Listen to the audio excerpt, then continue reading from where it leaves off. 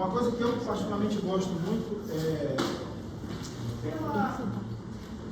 pela abrangência que o tema vai ter na vida profissional de vocês.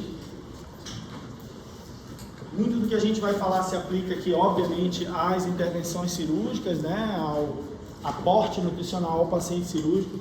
Mas vocês vão ver que vocês, mesmo os que decidirem não fazer cirurgia ou não gostarem muito da área cirúrgica, o aspecto de suporte nutricional, ele vai abranger qualquer área de tratamento da medicina. Tá?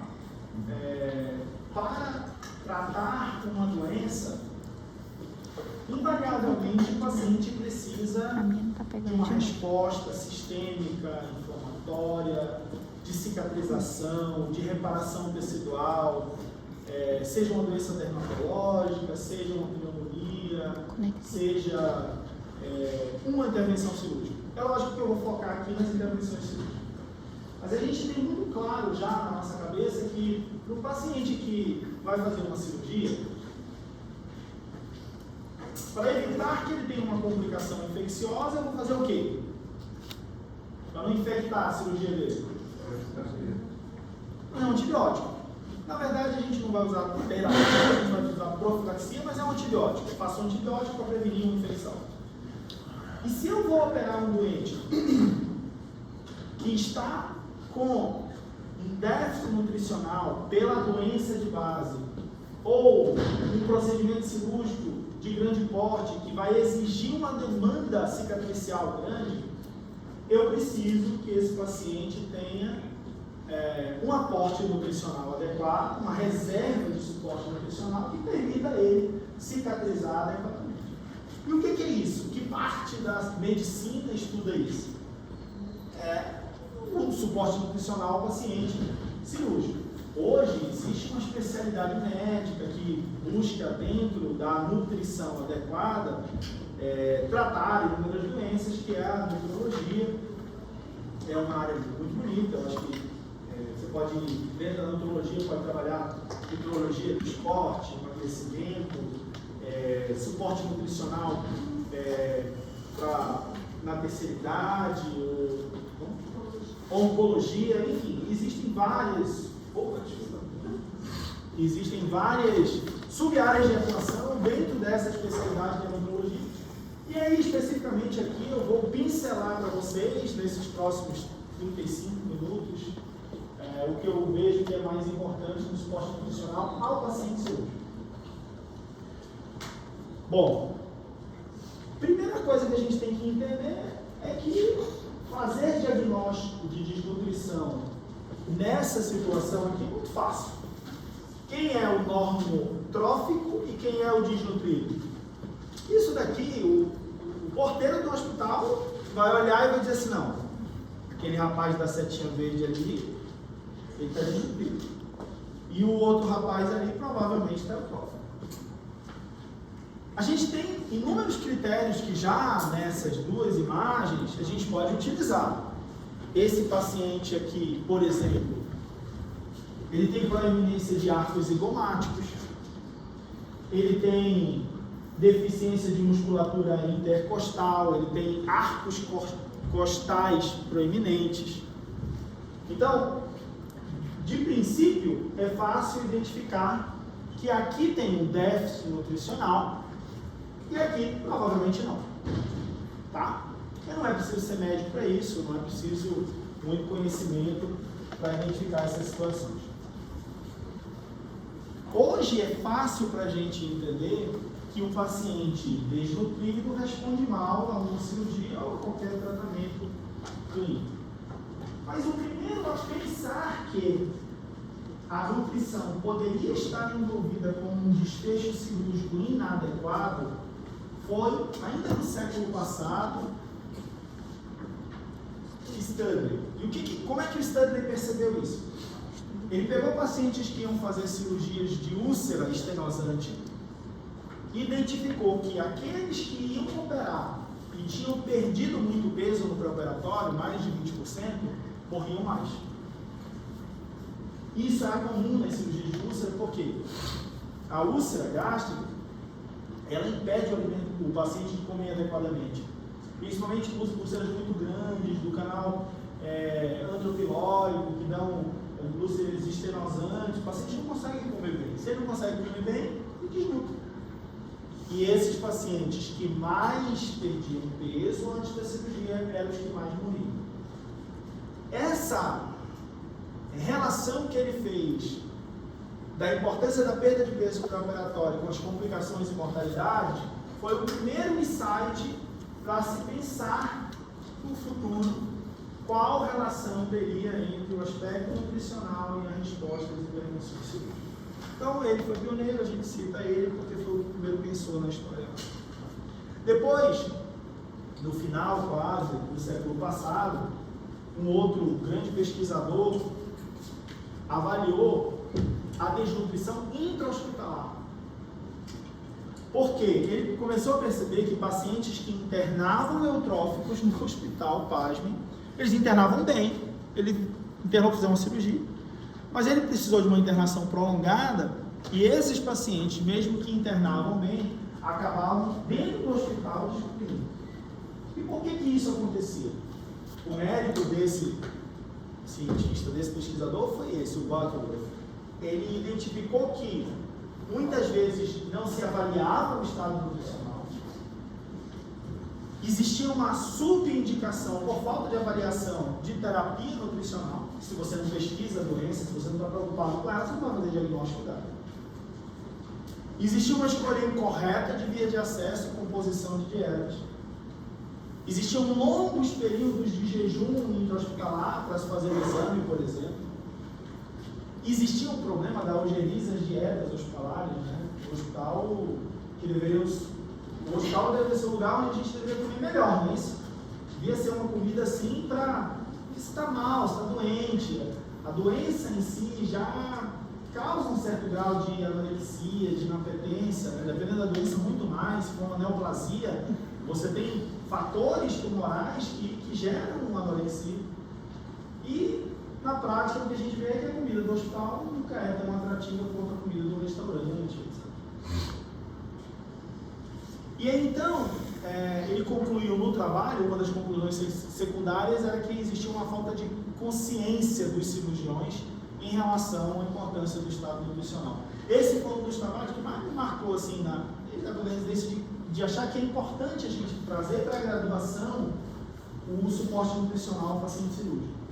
Eu acho que o cirurgião, o médico, de modo geral, mas principalmente o cirurgião, tem que entender que tão importante quanto prevenir uma infecção de sítio cirúrgico num paciente que ele vai operar de uma hérnia, de uma vesícula, de uma bariátrica, sei lá o que for, é prevenir um desfecho desfavorável em função a um estado nutricional adequado.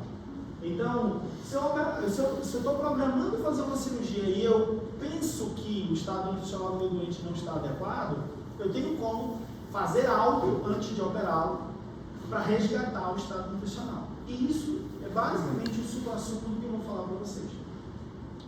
Essa aula visa isso. Pensem que um paciente nutrido adequadamente responde melhor a uma intervenção cirúrgica. Como que a gente vai fazer isso? Vou mostrar alguns critérios diagnósticos aqui. E como que, uma vez que eu identifiquei a desnutrição, como que eu vou tentar resgatar esse doente?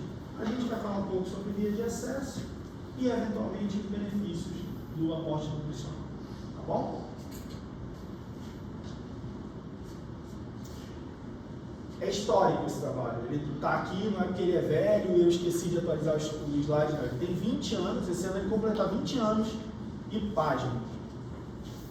Não existe ainda o 20 anos depois do mesmo trabalho, mas pasmem, a gente continua tendo quase que os mesmos percentuais de 50% dos pacientes internados no SUS têm desnutrição moderada grave.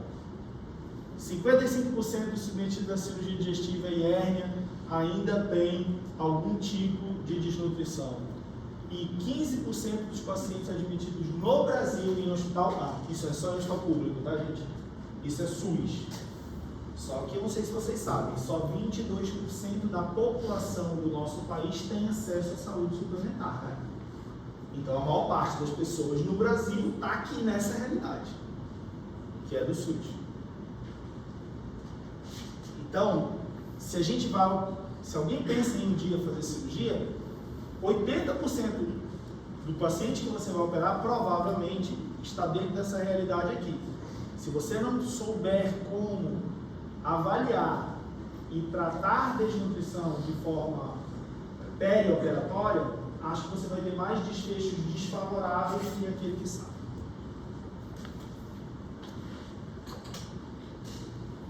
Quais são os fatores de risco gerais para a desnutrição?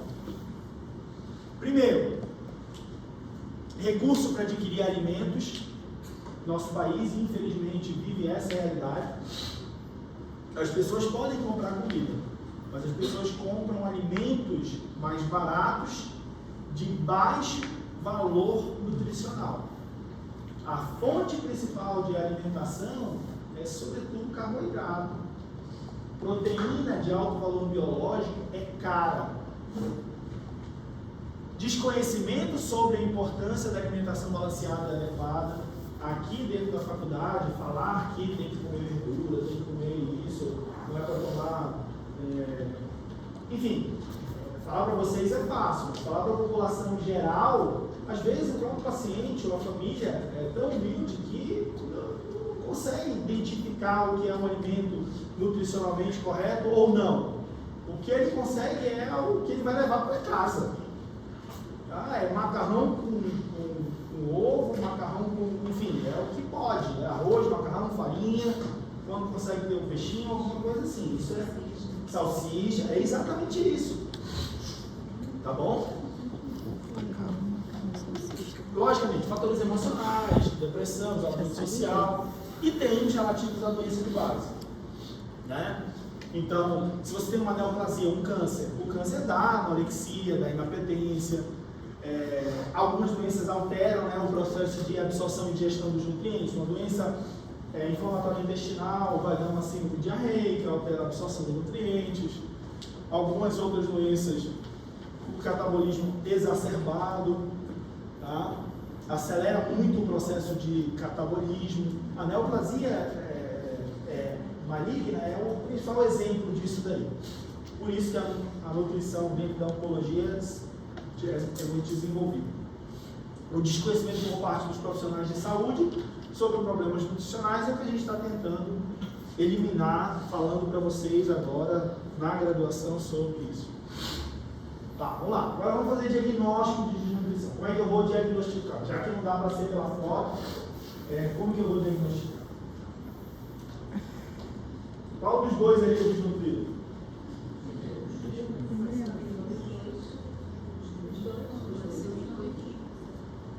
Excelente.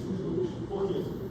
Porque a desnutrição ela vai ser um estado onde a deficiência, excesso ou desequilíbrio de energia, proteínas e outros nutrientes causam efeitos adversos mensuráveis na estrutura tecidual ou corporal, função orgânica e evolução clínica. Então vamos lá. Esse aqui é muito fácil, não vou nem falar para vocês, está desnutrido, deficiência de proteína, vitamina, etc. E esse daqui, ele tem excesso de gordura corporal. E o excesso de gordura corporal, do ponto de vista metabólico, ele vai ser tão deletério quanto a deficiência proteica. O excesso de gordura corporal vai causar o que nós chamamos de obesidade sarcopênica. Na proporção, ele vai ter bem menos massa muscular do que ele tem gordura. Então ele é obeso, mas ele é sarcopênico, com pouco músculo. Do ponto de vista de resposta à intervenção cirúrgica, ele é tão ruim quanto aquele paciente de redução proteica calórica.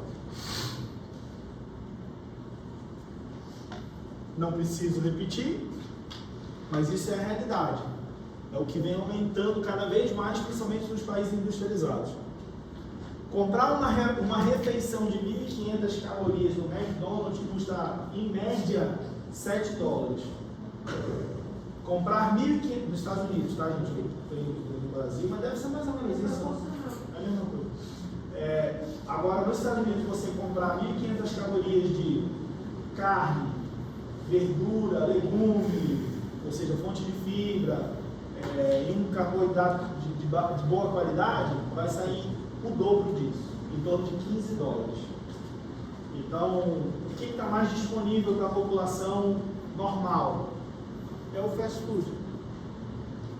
Bom, quando que a gente vai fazer diagnóstico nutricional? No primeiro momento que você tiver contato com o paciente. Essa avaliação ela pode ser um screening, né? Com uma avaliação subjetiva global, que vai englobar esses aspectos de perda ponderal, padrão de alimentação, presença de sintomas, estresse metabólico da doença. É uma avaliação subjetiva, um questionário, eu vou mostrar lá na frente. Se esse questionário apresentar alterações de risco nutricional ou desnutrição, aí sim, nos potencialmente desnutridos moderados a graves, aí eu vou para critérios mais objetivos. Bioimpedância, albumina, transferrina, pré-albumina, que são exames obviamente mais caros. Mas isso daqui, ó, eu posso fazer qualquer hospital. É essa folha que eu tenho que preencher. Hospital público, hospital privado, chama avaliação subjetiva global, vai avaliar. Teve mudança de peso? Perdeu, ganhou? Quantos por cento? Foi em 6 meses? 3 meses? Padrão de ingesta alimentar, está comendo normal? Sintomas gastrointestinais, tem náusea, tem vômito, tem diarreia, anorexia. A capacidade funcional, mudou alguma coisa da tua capacidade funcional? Qual é a doença de base do doente? Ele internou para operar uma hérnia inguinal ou ele internou para fazer uma gastroduodenocondriatectomia para curar um câncer de pâncreas? Isso tudo é levado em conta nesse questionário, que a gente chama de avaliação subjetiva global. E aí o paciente vai ser enquadrado como A, bem nutrido, B, moderadamente ou risco de desnutrição e C, gravemente desnutrido. Bom, para aqueles pacientes que a gente identificou como desnutrição, risco nutricional, etc., eu tenho que fazer alguma coisa. O que eu posso fazer? Eu posso fazer o que nós vamos chamar de internute, que é a intervenção nutricional imediata pré-operatória.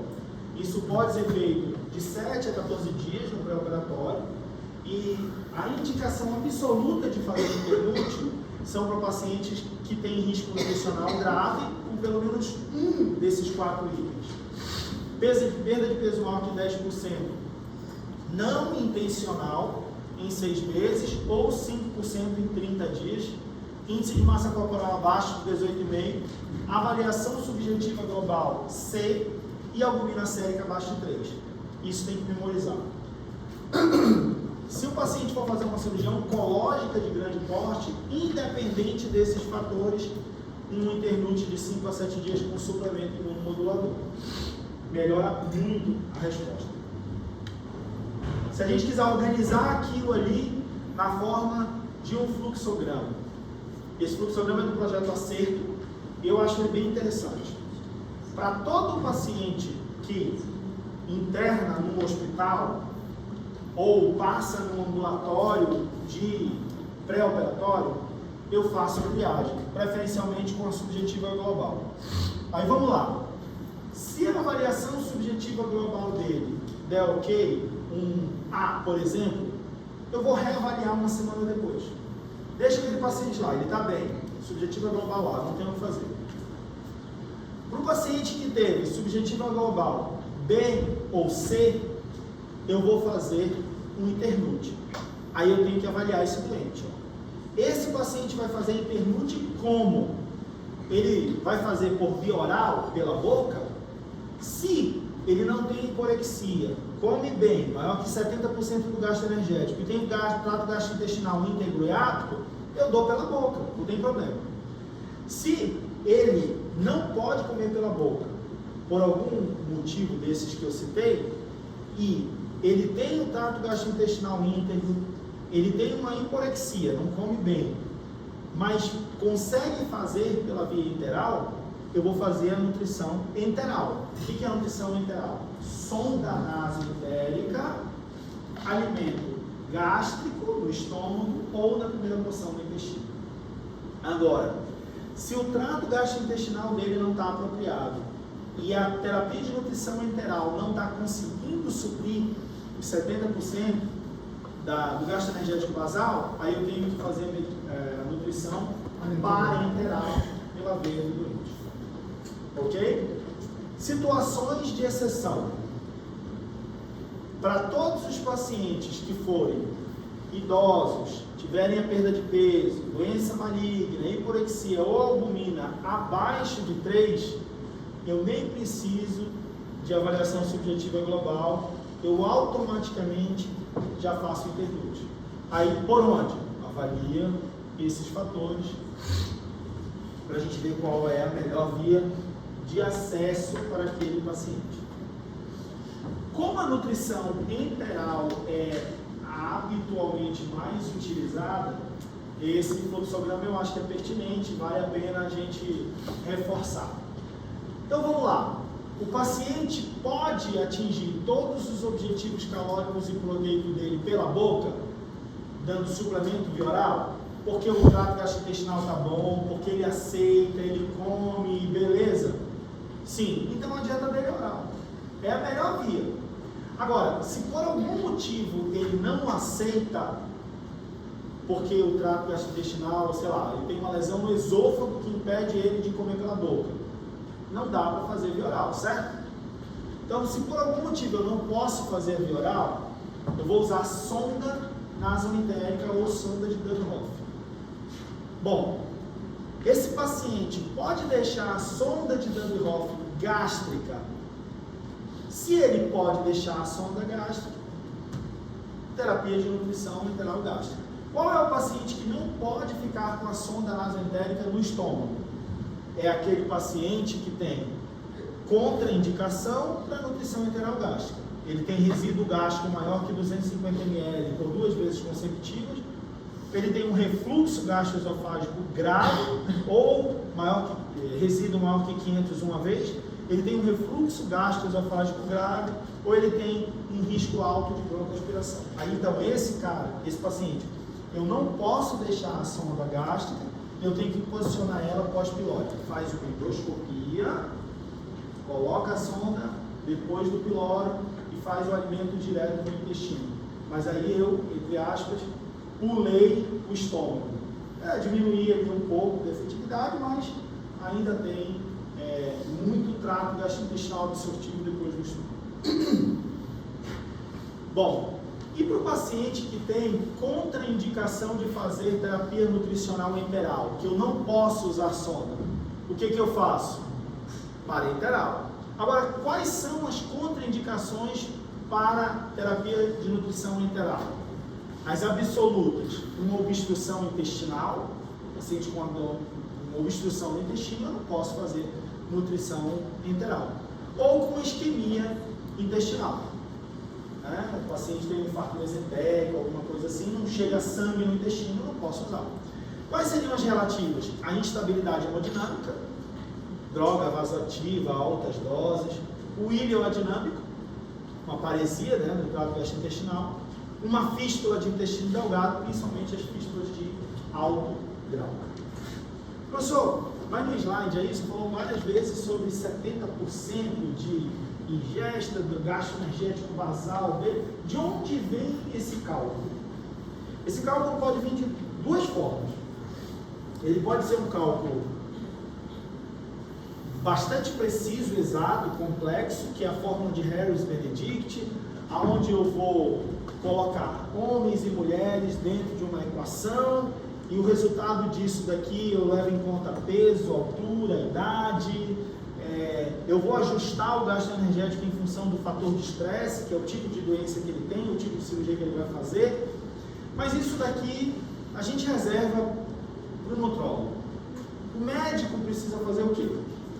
Regra de bolso: 25 a 35 quilocalorias por quilo de peso ao dia, com 1,2 gramas de proteína por dia. Isso todo mundo precisa saber.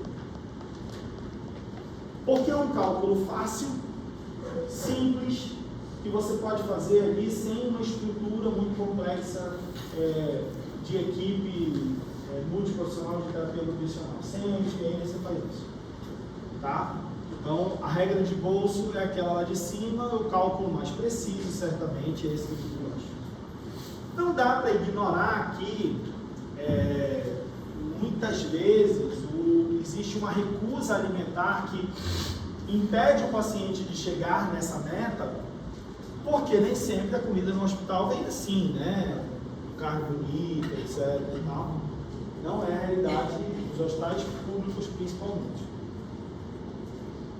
Quando eu tenho um paciente que fez uma grande cirurgia do trato gastrointestinal, eu preciso fazer reavaliação contínua se aquele meu aporte nutricional está adequado em função do catabolismo do doente. Então, para isso, eu uso no pós-operatório o estresse metabólico, que vai ser avaliado através do nitrogênio ureico na urina de 24 horas. É um pouco mais complexo, mas a gente, para calcular o NU, a gente precisa ter ureia de 24 horas, e o índice catabólico dele vai ser esse resultado, tá? Da ureia de 24 horas multiplicado pelaquela constante, menos ingesta proteica. Isso é um cálculo matemático, não tem como ser de outra forma, que vai me indicar o catabolismo. Se for menor que 5, é um catabolismo moderado; se for maior que 5, o catabolismo grave. Quanto maior o catabolismo, maior é o aporte proteico, e a gente vai precisar fazer para esse doente.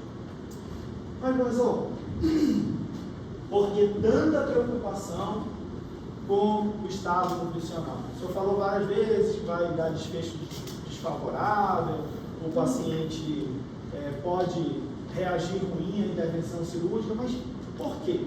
Ó, a gente sumarizou nesses próximos 2 slides, aqui 3 talvez, o que existe de evidência na literatura que respalda a gente a fornecer um bom aporte nutricional. Quando eu tenho um paciente antes de uma cirurgia que teve uma perda de peso involuntária, tá? Isso é importantíssimo, de 10%, esse paciente tem perda de massa muscular e de massa visceral. Qual a repercussão de perda de massa muscular, por exemplo, sobre a dinâmica ventilatória? Esse é um paciente que vai ter diminuição da força ventilatória do diafragma e vai ter redução da capacidade vital, capacidade residual funcional e oxigenação. O que acontece no pós-operatório se o paciente não respira adequadamente? Ele não troca gás carbônico por oxigênio. O oxigênio é o combustível fundamental da célula. Sem oxigênio não tem produção de colágeno, não tem síntese de proteica, não tem produção de ATP, não tem nada. A gente não funciona sem oxigênio. E o paciente que ventila mal, oxigena mal. E se o paciente que perde período involuntário ventila mal, eu tenho que fazer algo para que ele volte a ventilar adequadamente. Ok? Quando a gente perde massa visceral, a gente tem diminuição das velocidades e da motilidade intestinal. Se eu tenho um paciente desnutrido, que diminuiu a quantidade de velocidades intestinais, eu tenho inclusive dificuldade de nutri-lo, porque as bolas em escova ali dos enterócitos, elas estão atrofiadas. Então, às vezes você dá o nutriente, mas você dá o nutriente e o intestino está tão debilitado que ele não absorve. Acontece diarreia.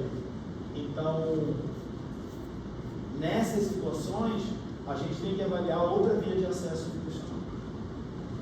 A atrofia das velocidades e a desmotilidade intestinal também pode estar relacionada com um supercrescimento bacteriano intestinal. E essa disbiose, ela pode levar à translocação bacteriana. E a translocação bacteriana vai aumentar o risco de infecção, de sítio cirúrgico, infecção pulmonar, infecção de urina, e inclusive desfechos piores, como sepse, etc. Diminuição de secreção gástrica, pancreática, biliar. A gente sabe que o ácido clorídrico ele ajuda na digestão dos nutrientes. Então, a desnutrição, a perda de peso involuntário, ela retroalimenta um sistema de feedback negativo que vai modular negativamente, óbvio, a resposta cicatricial. E olha só, quando a desnutrição é de 15% de perda ponderal, eu vou ter uma diminuição de função imunológica celular. Eu tenho diminuição de IgA secretória, eu tenho, consequentemente, maior risco de complicação infecciosa, pneumonia, infecção de parede, infecção de trato urinário. Eu tenho retardo de cicatrização, com decência de sutura, hospitalização prolongada, risco de infecção e, obviamente, de piora da desnutrição. Isso tudo combina, inclusive, com custos hospitalares maiores. Tá? Então, para concluir essa aula, eu deixo vocês aí com um provérbio chinês, que é só uma reflexão mesmo, que qualquer que tenha sido o pai da doença, a mãe foi uma dieta deficiente. Então, se eu vou me propor a tratar, seja cirurgia,